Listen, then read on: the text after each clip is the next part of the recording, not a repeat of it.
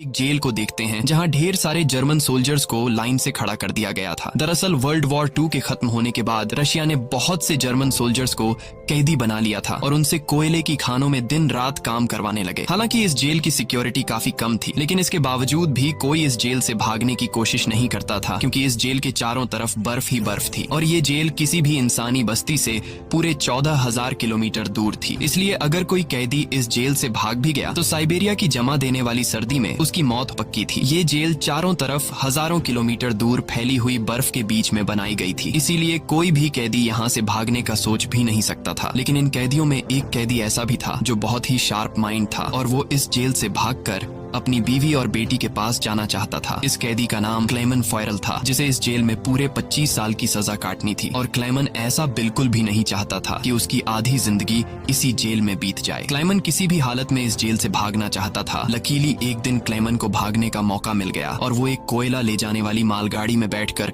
इस जेल से भाग निकला। अब जेल के बाहर जब उसने खुले आसमान में सितारों को देखा तो वो खुशी से झूम उठा, लेकिन ये खुशी कुछ ही देर की मेहमान थी। थोड़ी दूर चलने के बाद उस मालगाड़ी को रोक दिया गया और जब क्लेमन ने बाहर झांक कर देखा तो एक रशियन सोल्जर बंदूक ताने उसके सामने खड़ा था। बदकिस्मती से यहाँ क्लेमन पकड़ा गया और जेल से भागने के जुर्म में उसे एक ओपन एयर सेल में बंद कर दिया गया। सर्दी बहुत ज्यादा थी और रात में होने वाली बारिश ने क्लेमन की हालत खराब कर दी थी। उस सेल में क्लेमन को कुछ घंटों के लिए नहीं बल्कि पूरे 2 दिनों तक रखा गया। अब पूरे 2 दिन बाद अगली सुबह जेल का वार्डन उसके पास आया और उसे सेल से बाहर निकालकर उससे कुछ भी टॉर्चर नहीं किया गया। बस सिर्फ ये बोला कि तुम्हारे साथी बेसब्री से तुम्हारा इंतजार कर रहे हैं। अब जब क्लेमन अपने साथियों से मिला तो वो सब लाठियां और डंडे लेकर उसका इंतजार कर रहे थे। वो सब क्लेमन पर बहुत गुस्सा थे, क्योंकि क्लेमन के भागने की वजह से उन सबको पिछले 2 दिनों से भूखा रखा गया था। और क्लेमन को अब वार्डन की बात समझ में आ गई कि उसने क्यों कहा था कि तुम्हारे साथी तुम्हारा इंतजार कर रहे हैं। अब क्लेमन को देखते ही बाकी कैदियों ने उस पर हमला कर दिया और उसे बहुत बुरी तरह से मारा। इस मारपीट में क्लेमन इतना जख्मी हो गया कि उसे जेल के हॉस्पिटल में एडमिट करना पड़ा। इस जेल का डॉक्टर भी एक जर्मन कैदी था। जैसे ही क्लेमन होश में आया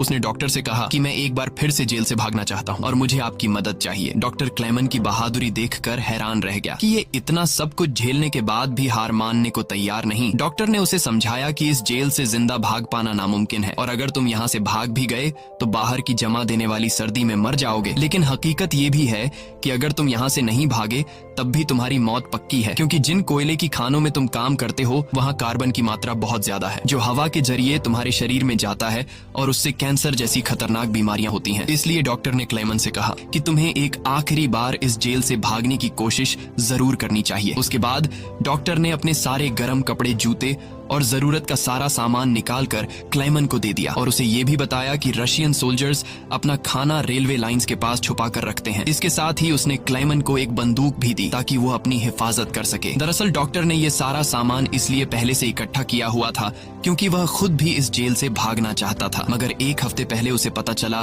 कि वह कैंसर का मरीज है और उसके पास 1 महीने से ज्यादा वक्त नहीं है। अब उसने क्लेमन को एक लंच बॉक्स दिया और कहा कि अगर तुम जिंदा बच गए तो मेरी फैमिली तक ये लंच बॉक्स पहुंचा देना और कहना कि मैं इस दुनिया में अब नहीं रहा। यहाँ एक बार फिर से रात के अंधेरे में क्लेमन दोबारा भाग निकला और इस बार उसने मालगाड़ी की बजाय पैदल चलने का फैसला किया। वो पूरी रात पैदल चलने के बाद सुबह भी चलता रहता है, क्योंकि उसे डर रहता है कि कहीं रशियन सोल्जर उसे पकड़ न लें। अब जब सुबह वार्डन को पता चला कि क्लेमन जेल से फरार हो चुका है तो वो सीधा डॉक्टर से पूछताछ करने उसके कमरे में पहुंचा। लेकिन उसके पहुंचने से पहले ही डॉक्टर ने अपनी जान ले ली थी, क्योंकि उसे पता था कि क्लेमन के भागने की खबर सुनने के बाद वार्डन मुझे बहुत तड़पा कर मारेगा। इसके बाद वार्डन ने कई रशिया सिपाहियों को क्लेमन की तलाश में भेजा और उसे जिंदा पकड़कर वापस लाने का हुक्म दिया। लेकिन कई दिनों की तलाश के बाद भी उसे क्लेमन का कोई पता न चल सका। क्लेमन की खुशकिस्मती ये थी कि बर्फबारी स्टार्ट होने की वजह से उसके पैरों के निशान मिटते जा रहे थे, जिससे क्लेमन को ढूंढना मुश्किल पड़ रहा था। अब सबको लगने लगा कि क्लेमन इस सर्दी में जमकर मर चुका होगा, मगर वार्डन मानने को तैयार नहीं था, क्योंकि वार्डन जानता था कि क्लेमन बहुत स्ट्रॉन्ग है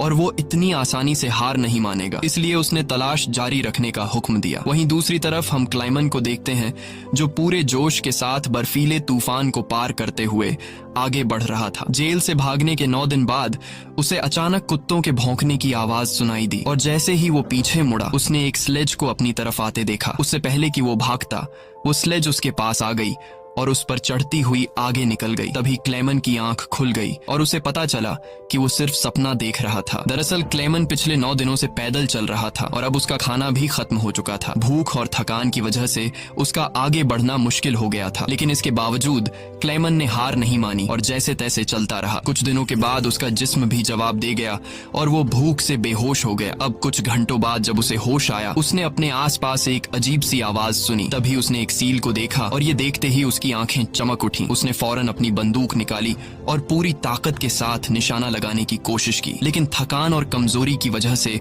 उसका निशाना गलत हो गया और वो सील वहां से भागने लगी। क्लेमन, जिसे कई दिनों बाद जिंदा रहने की एक छोटी सी उम्मीद मिली थी, वो इस उम्मीद को हाथ से नहीं जाने दे सकता था। क्लेमन फौरन उसके पीछे दौड़ा, लेकिन दौड़ते वक्त क्लेमन बर्फ टूटने की वजह से पानी में गिर जाता है, जिससे उसके पैर में चोट आ जाती है। लेकिन जख्मी होने के बावजूद वो सील का पीछा करने लगा। क्लेमन जैसे ही गोली चलाने वाला था, वो सील एक चट्टान के पीछे छिप गई। क्लेमन और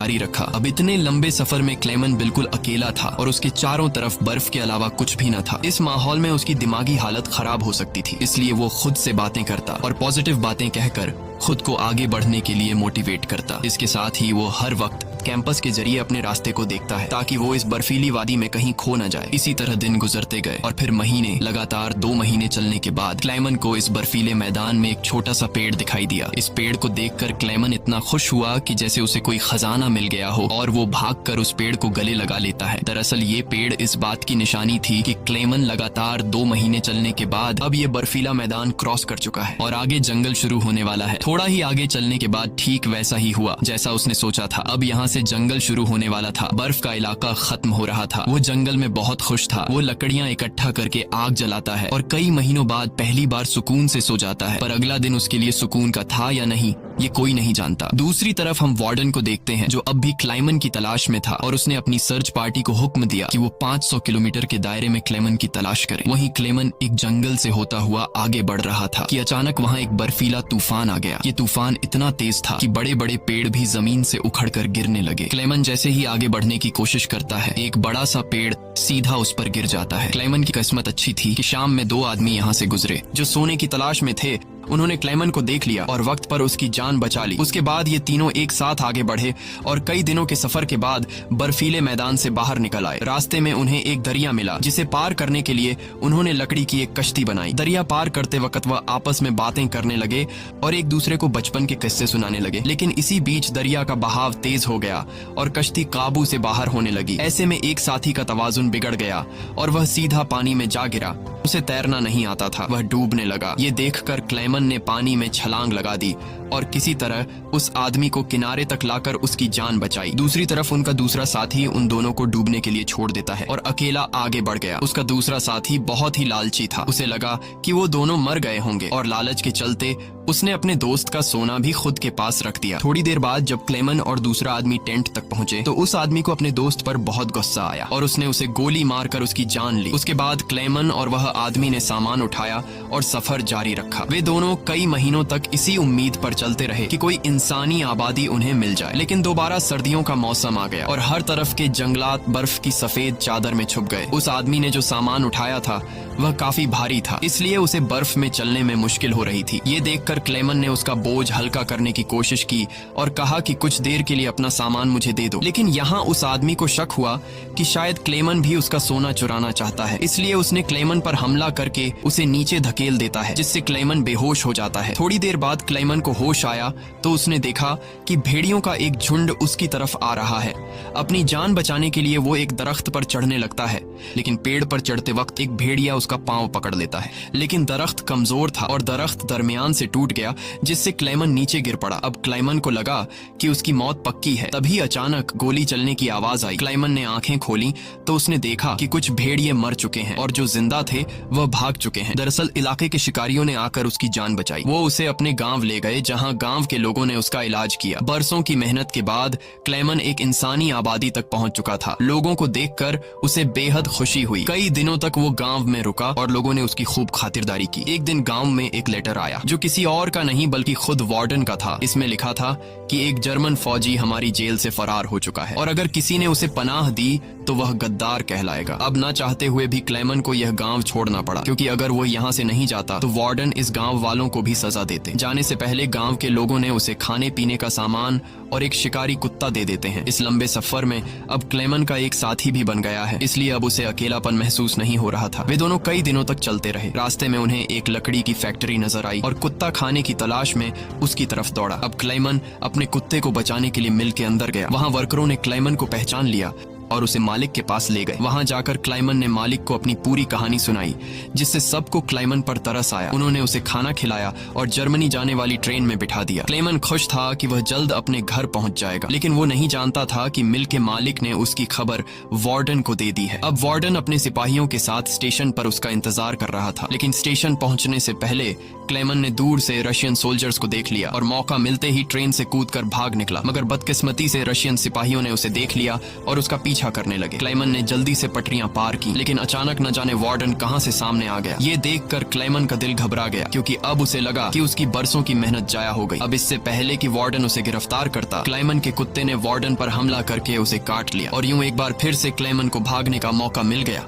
और वह पूरी जान लगाकर यहाँ से भागने लगा। लेकिन तभी उसे गोली चलने की आवाज आई और जब उसने पीछे मुड़कर देखा तो उसने अपने कुत्ते को मरा हुआ देखा। ये देखकर क्लेमन को काफी दुख हुआ, लेकिन इसके बावजूद भी वो रुका नहीं और अपनी पूरी ताकत से आगे बढ़ता रहा। उसके बाद वो पुल के ऊपर चढ़ा और नीचे से गुजर रही ट्रेन के ऊपर कूदकर वहां से भाग निकला और कुछ इस तरह से वो वार्डन के हाथों से फिर बच निकला। अब ऐसे ही दिन गुजरते गए और क्लेमन आहिस्ता आहिस्ता इस सफर में आगे बढ़ता रहा। देखते ही देखते साल 1952 आ गया और अब क्लेमन को जेल से भागे हुए पूरे 7 साल हो चुके थे। वो उस वक्त सेंट्रल एशिया में था और एक गांव के मेले में इधर उधर भटक रहा था। उस मेले में उसने खाने पीने की अलग अलग चीजें देखी। खाने को तो उसका मन कर रहा था, लेकिन उसके पास पैसे नहीं थे, इसलिए वो दिल पर पत्थर रखकर आगे बढ़ गया। तभी उसकी नजर 2 लड़कियों पर पड़ी जो मेले में पैनकेक्स बेच रही थी। क्लेमन ये पैनकेक तो खाना चाहता था, लेकिन उस बेचारे की जेब में 1 पाई तक नहीं थी, इसलिए वो मायूस होकर आगे चलने लगा। पर तभी उनमें से एक लड़की को उस पर तरस आ गया और उसने पैनकेक का एक हिस्सा तोड़कर क्लेमन को दे दिया। पहले तो क्लेमन को थोड़ा अजीब लगा, फिर उसने लड़कियों का शुक्रिया अदा करते हुए